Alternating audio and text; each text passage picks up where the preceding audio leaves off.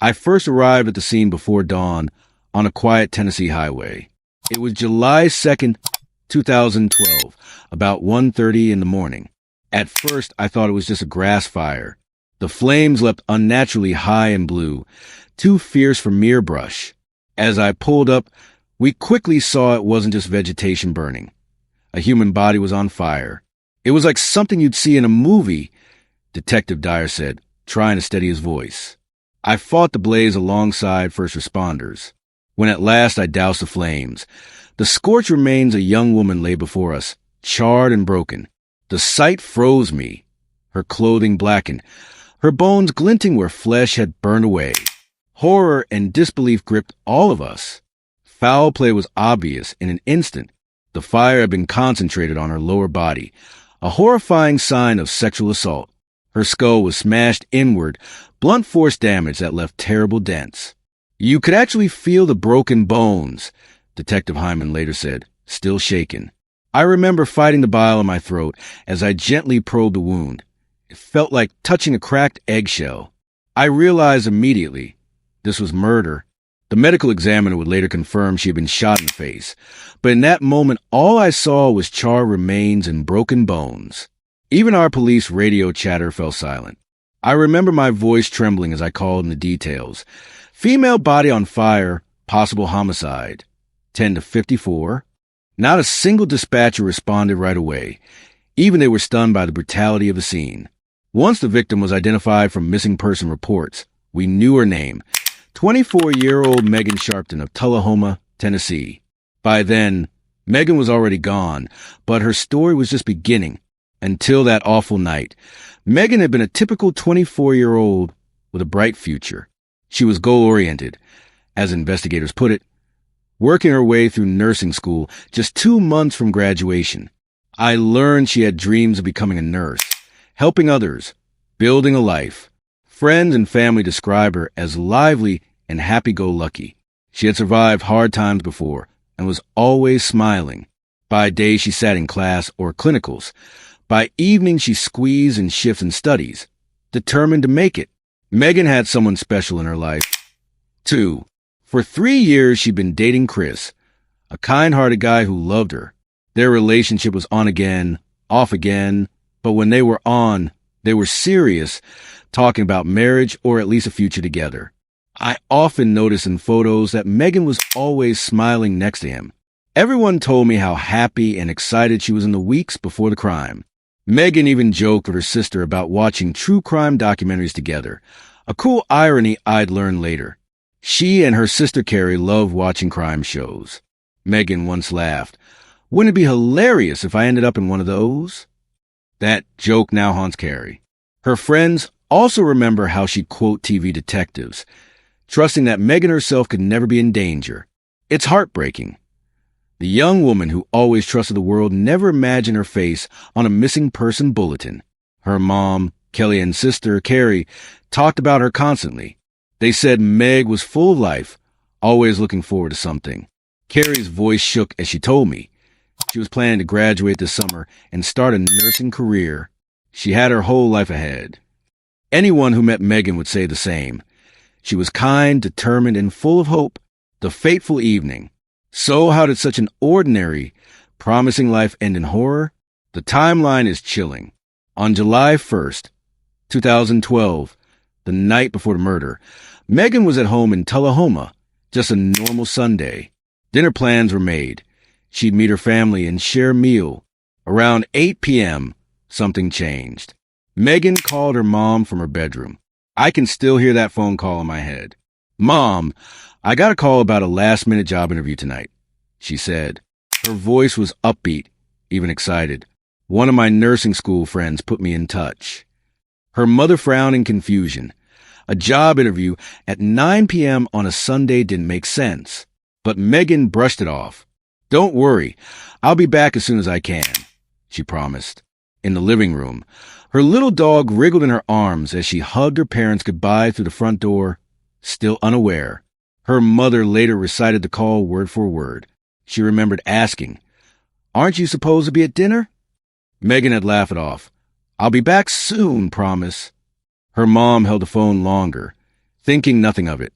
Meanwhile, Chris, still awake at the Foot Locker store where he worked, assumed she'd gotten the job and gone on. He didn't learn the truth until morning. No one could have imagined how final that promise would become. That was the last time anyone saw Megan alive. I can almost replay that moment. Picture her in the porch light, full of hope, heading out into the night, thinking she had a new door opening. She had no clue it was a trap. Discovery of the body. Fast forward 3 hours. At 1:30 a.m. on July 2nd, a passing motorist noticed a flickering flame on a rural Franklin County road near Oval Bridge. What should have been a tiny brush fire was, horrifyingly, a woman's body. I stepped closer with my flashlight. The scene was frozen in silence, except for the hiss of embers.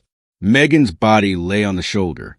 She was nearly nude from the waist down, and the grass around her was blackened by what looked like fuel. Her nursing school uniform shirt remained on her torso in burnt tatters. Someone had specifically set fire to her lower body, a sickening sign she had been sexually assaulted.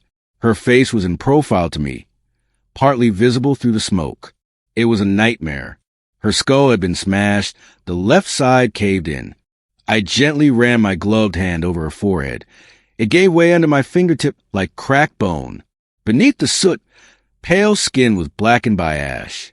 Standing there in the pre-dawn cold, I knelt beside her, even though what I was doing made me sick inside. I quietly told dispatch we had the body identified, a young female. ID Megan Sharpton. I said, try and keep my voice steady. Even as I radioed it in, I steel myself mentally. I promised myself, I will find who did this. I promise. It was a vow I made to her family and to myself, right there beside the wreckage. Paramedics and detectives cordoned off the scene. The Tennessee Bureau of Investigation team arrived with flashlights and cameras. We worked under a gray sky as dawn approached, collecting evidence at her side. The forensic doctor took over. She found strands of her long brown hair and the wounds that told the rest of the story. Later, the coroner would confirm Megan had been shot in the face at close range. The fire was a cover-up. In that dark road's early light, we all felt one thing. This was a carefully staged murder, not an accident. Investigation begins. Suspects and leads. I immediately put out a bolo on Megan's car. Be on the lookout, alert for her green Prius. Megan's family was frantic by now. Her sister Carrie burst into the sheriff's office, gripping her phone. They're looking at Chris, she sobbed, meaning the police had considered Megan's boyfriend a suspect. Chris was Megan's fiancé-to-be. It was hard to believe he had anything to do with this. Still, we had to cover all angles. We brought Chris in an interview room. His face was pale and tearful. I asked him the same questions a dozen other officers would have. Where were you? What were you doing? He answered between sobs that he was working at the Foot Locker store in town, from 5 p.m. until midnight. We checked surveillance video and time cards backed him every minute. Chris had an airtight alibi. He broke down crying. I was there the whole time. I didn't hurt her, he told me, voice trembling. Relief washed over my team. It was confirmed. Chris had nothing to do with Megan's death. He was devastated but cooperative, telling us everything he knew about the mysterious call. He said Megan had sounded excited on the phone. She said a friend, Naomi, set up this interview. Chris recounted. That name, Naomi, jumped off the page. We looked up Naomi Jones in Megan's nursing class records. Her husband's name, Donnie, was familiar from small-town gossip. We called Naomi for an interview. She was polite, but eyes darting. I rode with Megan to one clinical class once, she admitted. I heard about some job opening, but she never mentioned anything about an interview tonight. Her answers lined up, but one small detail caught our attention. Naomi's husband, Donnie, had driven them to school that day. If this call was real, was Donnie involved? We noted it and moved on. Meanwhile, a Bedford County deputy called. Megan's Prius had been found locked and empty on a quiet country road, 15 miles east of her house. That was chilling. Megan had never been to that area. She must have been lured away from home into the backwoods. We secured the car and gathered whatever we could from it. Phone chargers, a receipt, nothing immediate. The car's location shifted our investigation. This was now a cross-county case. We had cleared the boyfriend, questioned the friend, found her car, and still no obvious culprit. So we went back to that burning question. The phone call. The trail of the burner phone. Investigators analyzed that phone call. Megan's new cell phone was nowhere to be found, and the call had come in on her old cell, which was also gone. Tech forensics traced a number. It was a disposable burner phone, bought with cash. We tracked it to a local Walgreens, the afternoon before the murder. That store had surveillance cameras. We obtained the tapes from the electronics aisle. I remember huddling around monitors with Detective Heineman. The video showed dozens of ordinary shoppers. One man stood out, pale, unshaven, in a baseball cap, holding a flip phone and a cigarette pack. He leaned on the counter, glanced around anxiously, then bought a prepaid flip phone with cash. We paused the frame. The man was tense, and as he left, he got into a bright red pickup truck parked outside. We circulated that still image and description everywhere. Local media, law enforcement networks, road checkpoints. Then, like a flash, an officer recognized him. "That's Donnie Jones," he blurted. We nearly didn't breathe. Donnie Jones, Naomi's husband. His face was on police bulletin boards already from past trouble. He had a long rap sheet, drugs, theft, even an old rape accusation. And he drove a red truck. Donnie's name was on our lips before we even arrested him. We rounded up Donnie within hours. In an interrogation room, he looked at ease at first. We showed him the surveillance photo. His smug grin froze. "All right," he admitted, "I bought a phone." Under questioning, he kept spinning lies. "Megan? Who's Megan? I don't know her." We told him how his DNA matched the samples from the crime scene. He went pale but tried a new strategy. "We had a thing once, she wanted me." His voice cracked. It was a revolting attempt to blame the victim. I pushed the evidence at him instead. When he realized every path led back to him, his anger surfaced. He shouted, he cursed, he begged, but the calm exterior was gone.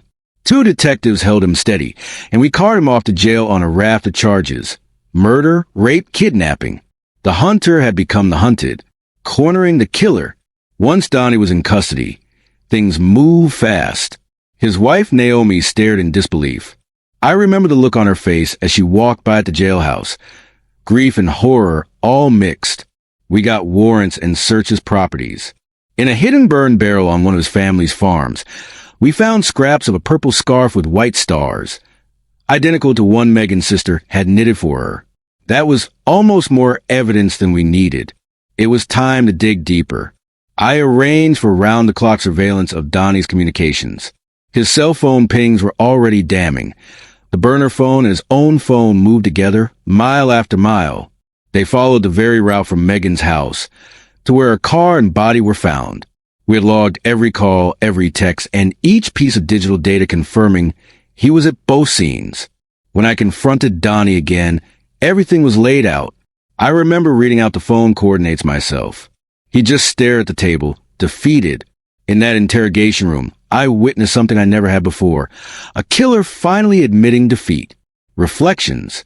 It's been years, but I still sometimes drive past that lonely road in Franklin County. The night sky is open above, the same one Megan crossed. I think of her last thoughts, nervous excitement about a new career, and then nothing. What nightmares might she have had in her final minutes? It's a question I haunt myself with. Megan Sharpton is more than a case file to me. She was a person. She had plans. Every week since the trial, I've been haunted by the knowledge that he slipped in when we weren't looking. I tell young detectives on my team, the worst evil can hide in plain sight. We assume many people of interest, her boyfriend, her classmate, but the killer was someone Megan barely knew. It's a lesson I carry forward. Trust but verify. Always dig deeper. I look at every new patient in the hospital now and wonder if they could have been Megan. When I see a nurse smile by graduation or a girl texting excitedly about a job interview, I remember her. Megan Sharpton may have been silenced, but her story will never be. We will carry her name as a beacon for justice. Wherever dark deeds lurk, remember her face, and remember that we are still looking for the light she represented. Rest in peace, Megan. Your fight was not in vain. I will never forget you. Your memory drives us forward. We will see to it